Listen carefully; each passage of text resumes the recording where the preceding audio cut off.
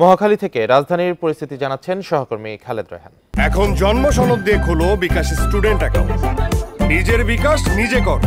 কয়েকটি জায়গাতে সবচেয়ে বেশি তাণ্ডব চালানো হয়েছে, তার মধ্যে এই মহাখালী কিন্তু অন্যতম। আমরা দেখেছি যে একেবারেই আন্দোলন বা সহিংসতার প্রথম দিন থেকেই মহাখালীতে থাকা একটি ট্রাফিক বক্স সেটিকে ভেঙে ফেলা হয়েছিল এবং তার পাশাপাশি আমরা দেখেছি যে বিভিন্ন গাড়িতে যানবাহনে আগুন দেওয়া হয়েছিল। তারপর থেকেই কিন্তু আইন শৃঙ্খলা বাহিনীর সদস্য যারা রয়েছেন তারা কঠোর অবস্থানে এই জায়গাটিতে রয়েছে এবং যখনই কারফিউ ঘোষণা করা হয়েছে তারপরেও এই জায়গাটিকে সর্বোচ্চ গুরুত্ব দিয়ে কিন্তু যে বলয় সেটিকে তৈরি করা হয়েছে এবং এখন পর্যন্ত আমরা দেখছি যে এই যে মহাখালী যে সড়কটি তেজগাঁ থেকে বনানী যাওয়ার মাঝখানে যে মহাখালী সড়কটি পড়েছে সেখানে কিন্তু একেবারে ব্যারিকেড দিয়ে সেনাবাহিনী সেটিকে আটকে দিয়েছে। কেউ যদি এই সড়কটি দিয়ে যাচ্ছেন তখন তাকে জিজ্ঞাসাবাদের মধ্যে পড়তে হচ্ছে তিনি কোথায় যাচ্ছেন, কেন যাচ্ছেন। তবে কোনো পথচারী কিংবা কোনো যানবাহনকে এই তেজগাঁ থেকে বনানী যাওয়ার যে সড়কটি সেখানে তাদেরকে কিন্তু যেতে দেওয়া হচ্ছে না। পাশের যে সড়কটি আছে সেই সড়কটিতেই দুটি লাইন করে তাদেরকে আসলে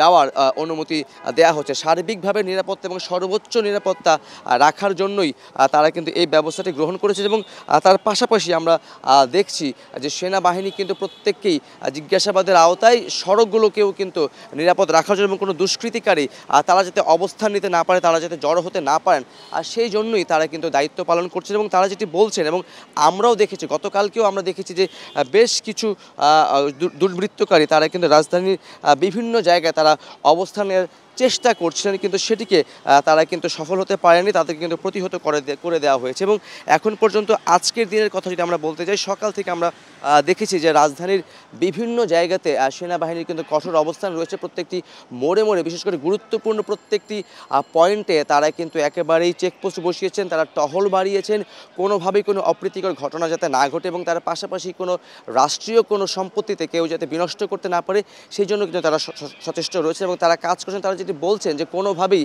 কাউকেই কিন্তু কারফিউ ভেঙে কেউ যদি বাসা থেকে বের হন, কেউ যদি কোনো নাশকতা করতে চান তাদের বিরুদ্ধে সর্বোচ্চ ব্যবস্থা কিন্তু নেওয়া হবে।